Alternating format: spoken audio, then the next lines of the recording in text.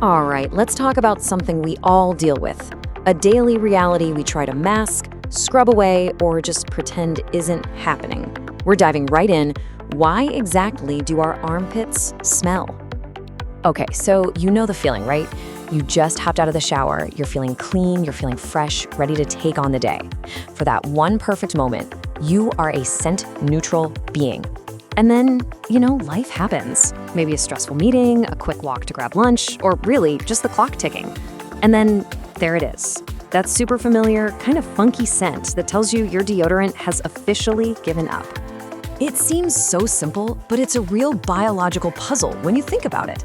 I mean, you didn't roll around in anything weird. So where does the smell even come from?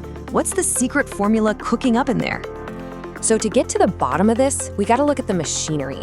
Let's pop the hood on what you could call the armpit's very own odor factory.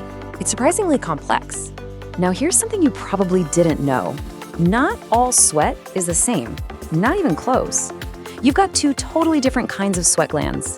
The eccrine glands, they're everywhere, and they make that watery sweat that cools you down. It's pretty much odorless. But then you've got the apocrine glands. These guys are the culprits, found mostly in your armpits and groin, and they produce this thick, milky sweat that's loaded with fats and proteins. And that milky sweat is where the funk begins. It's basically a four-step recipe for BO. First, those apocrine glands release their nutrient-packed sweat. Second, the billions of bacteria just chilling on your skin see this as a five-star buffet. Third, as they chow down on all those fats and proteins, they produce waste, which happens to be these really smelly compounds. And finally, your armpit hair works like a scent diffuser, trapping those smells and helping them waft out. So let's get this straight, because it's the most important part. Sweat itself, totally odorless when it comes out. The smell we call BO is actually the smell of bacteria having lunch. It's not really you, it's your tiny microscopic roommates. And that opens up a way bigger question. But that leads to a huge question, right? If this whole system is so good at making a smell, we spend billions of dollars trying to cover up. Why do we even have it? Why didn't evolution just get rid of it? The answer is fascinating. Well, the answer starts to get clearer when we talk about a little something called a pheromone. You've probably heard the term. It's basically a chemical signal that one animal sends out to affect the behavior of another animal of the same species. It can be a warning or, more famously, a signal for attracting a mate. And check this out. In pretty much every other mammal, those exact same apocrine glands we have in our armpits, they're basically full-time pheromone factories.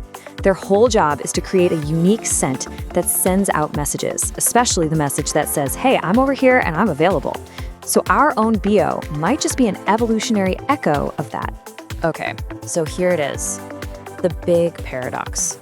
If our body odor is basically a leftover love potion, a potential human pheromone, why on earth do most of us, most of the time, think it's just gross? Shouldn't we love it? It makes no sense. Well, the answer is just, it's wild.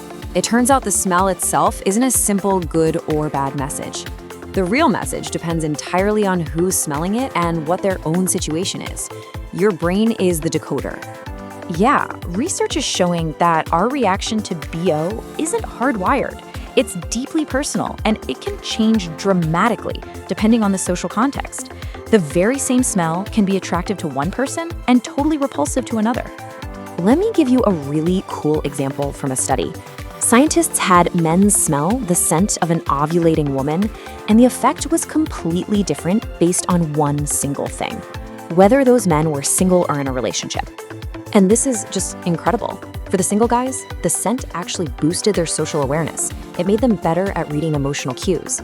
The thinking is that this might give them a leg up in the whole courtship game. But for the men already in a partnership, the complete opposite happened. Their social awareness went down, maybe as a subconscious way to keep them focused on their current partner.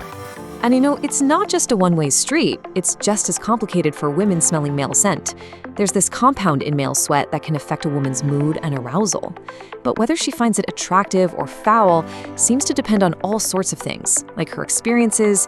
In fact, some research suggests her satisfaction in her own relationship might decide if a guy's scent is alluring or just awful. So where does all this leave us? It means we have to kind of throw out our old ideas about body odor being just a hygiene problem. It's something way, way deeper than that. Here's the bottom line.